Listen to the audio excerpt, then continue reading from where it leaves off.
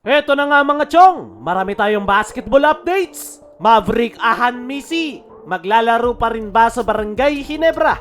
Ngayong hindi pa rin natutuloy ang trade. Mainit nga ngayon ang pangalan nitong si Maverick Ahan Misi. Simula nang lumabas ang balitang nag-request siya ng trade kay Boss Al Francis Chua.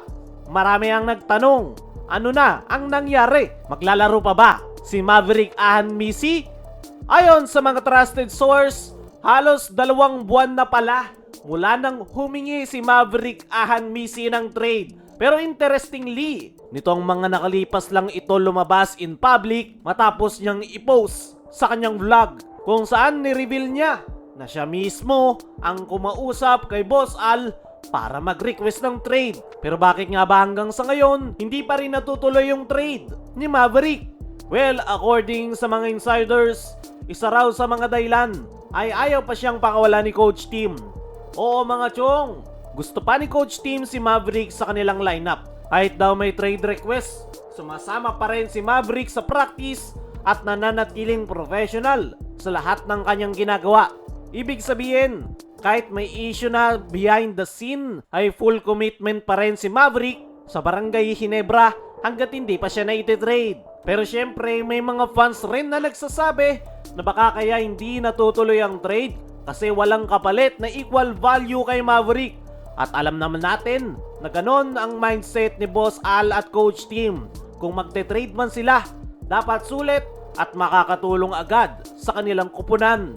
Kung titingnan mo naman ang lineup ngayon ng Ginebra, malinaw na kulang sila sa frontcourt depth, lalo na sa big man rotation. Kaya naman, ang mga chismis ng fans, baka raw involved si Maverick sa trade na magdadala ng isang big man sa barangay. May mga pangalan pang lumutang nitong mga nakaraan na sila Greg Slaughter, pero wala pang official confirmation hanggang sa ngayon. Pero kung ikaw si Coach Tim, maintindihan mo rin kung bakit gusto mong manatili si Maverick.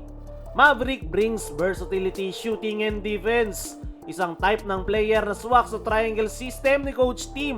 Pero ang problema para kay Maverick ay hindi na-utilize ang kanyang laro. So ngayon, habang wala pang final trade, malaki ang posibilidad na maglalaro pa rin si Maverick para sa Ginebra. Ayon pa nga sa mga insiders, kapag tinawag ni Coach Tim ang pangalan ni Maverick sa rotation, ay ready daw ito anytime.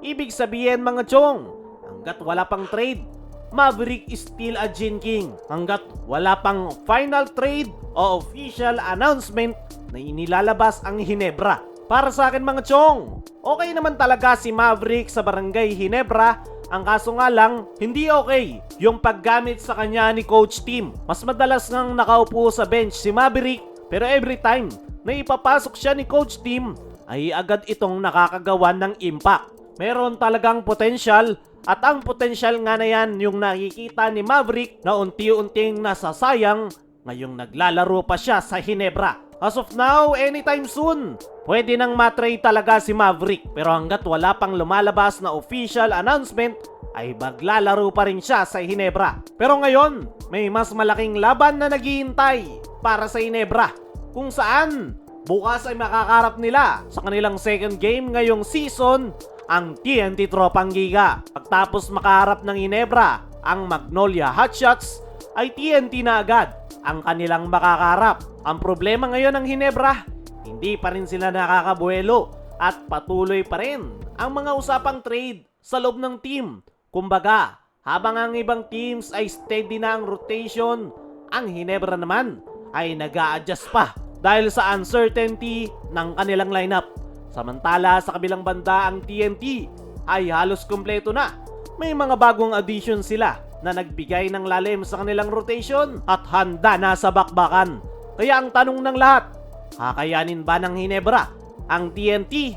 Eto real talk mga chong, mahihirapan ang Ginebra dito.